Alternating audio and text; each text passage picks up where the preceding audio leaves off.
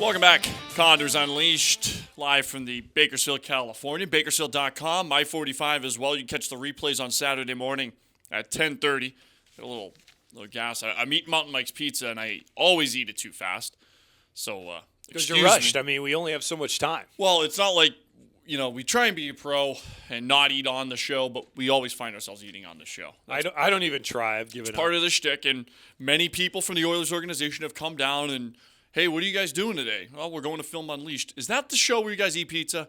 Yeah, that's it. We've done our job for Mountain Mike's. That's the one. That's the one. Mountain Mike's Pizza, 2 locations. Griff will tell you all about them. They're great. He's Josh Currie, Condors as centerman, 3rd year now, and we're getting old here, Kurt. I know, yeah. It's been a while, but yeah, I loved every minute of it. 2 different leagues, a host of jerseys, and different colors. A lot of jerseys. But still the same Josh Currie. You've kind of grown up before our eyes here in Condorstown. Yeah, no, I've matured a little bit, I like to think, over the 3 years. But, yeah, no, not much has changed. I think I just got a little older, matured a little bit. Yeah, that's great. I love talking all week long about your guys' line. I mean, you guys seem to have just kind of hit pay dirt here recently. Yeah, me, Mitchie, and Christo just sort of got some chemistry over the last weekend, and it's been great. I think it's just we keep it simple, and we're not too fancy, and things have been working for us, and it's good to contribute. So it was a great weekend for us, and hopefully we can sort of build off that and continue. Last year, you started the season in the ECHL with Norfolk. You get called up roughly about midway through the year. You stick for the entire season. You get to sign an AHL contract last year. You signed another AHL deal this year. How rewarding was it for you last year to call out, to get yourself called up, and then to prove your worth and to show that, hey, I can stick and I can play well at this level? Yeah, no, that was huge. Obviously, getting the call up was awesome, but I knew that I just didn't want to sort of enjoy my time. I wanted to leave an impression and show everyone that I can play at this league, play at this level. And I was fortunate enough to do that. I mean, the coaching staff put me in situations where I could be successful. So that, I owe a lot of credit to them. But it was definitely very rewarding this summer, especially, knowing I had the deal for the whole year and that I was set. And, so it was awesome. And I'm just extremely happy to be back. And I just love playing in Bakersfield. Yeah, Josh, you're one of those guys, just the way your game is. There's no difference between the way you played in the ECHL and the way you play here. I mean, the same things that you were good at and your game was effective at that level totally converts to this level. I mean, is there anything you can kind of attribute to that? I think just hard work, keep it simple. I know that I just got to just basically just go in every day and work my hardest. I know, being a centerman, I got to be strong in face-offs, and I pride myself in being a 200-foot player. So I just try to, work hard in all 3 zones, and, it's my success has been able to continue, and so I just try not to change anything. Don't think about it too much. Just go out every night and every shift, work your hardest, and good things are going to happen. You mentioned face-offs, obviously a big strength of your game.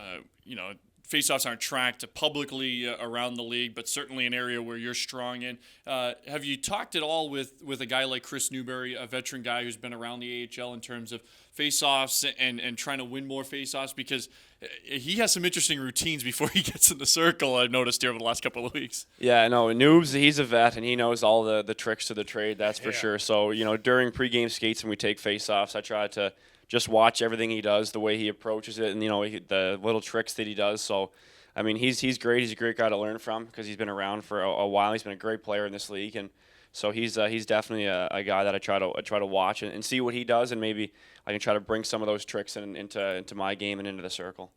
Right before Jerry Fleming excused himself from the studio, he let us in on this little connection. Yeah. You and the coach know each other here going into last season or what? Well, I didn't personally know him, but I guess he knew my family, my uncles and my grandfather, because he spent, I think it was 4 or 5 years at the University of Prince Edward Island. So he ran across my family a couple times, I guess, and he still has tons of friends back in PEI. And I remember this summer, people would always ask, how's Big Flem doing? How's Jer? So Big Flem, I like it. No, it was good. It was cool to sort of talk to people, and knowing that they knew Jerry from his time here at UPEI. So it was definitely cool. It's a small world, man. Yeah, it is. It's a very small world. Yeah. Well, we can lead into the 5 questions. We have plenty of time here, but we always do questions now on the show, and one of my questions, because Charlottetown and PEI is such a small kind of tight-knit community back there. What's the biggest thing you miss about being, 5,000 miles away, 4,000 miles away here in a couple of time zones? I don't know, just maybe I don't know, the friends, family. It's a small spot, but it's quaint. Everyone knows everyone.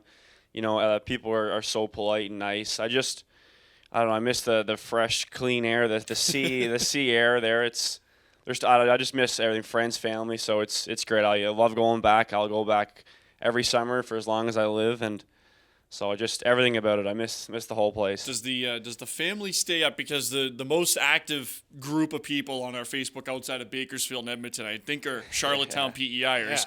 Does the family still stay up the 4 hours after the bedtime to get themselves into a Josh Currie game? Yeah, they're up at 11 o'clock the game. That's when the puck drops, and my family stays up. My grandparents who are 70, they stay up, and they're up till 3 or 4 in the morning watching my games. So they love it, and they know this. So it doesn't matter what time it starts, they're going to watch. No pressure to perform or anything. Oh, yeah. Your grandparents are up at 2 in the morning watching you. You better put out a good performance here. Can you imagine the parties at the Currie household? I mean, that must be great. Hold on a second. Let me wake up at 11 so I can catch this game. Yeah. They're probably pretty thankful that the Condors are going to Charlotte in March, Eastern time zone. The games will only start at 8 o'clock, so that'll be great. That's right, and like early bedtime. Yeah, exactly. You can roll with your second question. We might as well roll into our Yeah, five might as questions. well. My go-to is if you could have one superhero power, what would it be?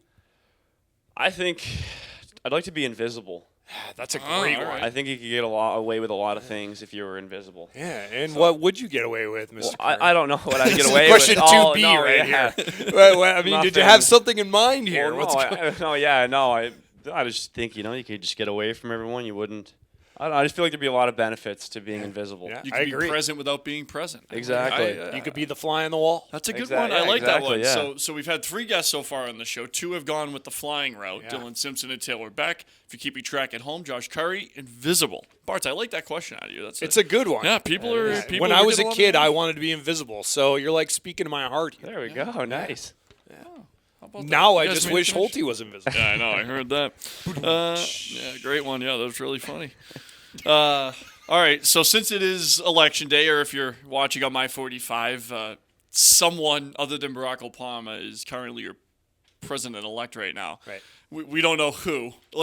Chris, let's do 2 takes. Ready? Donald Trump is your president.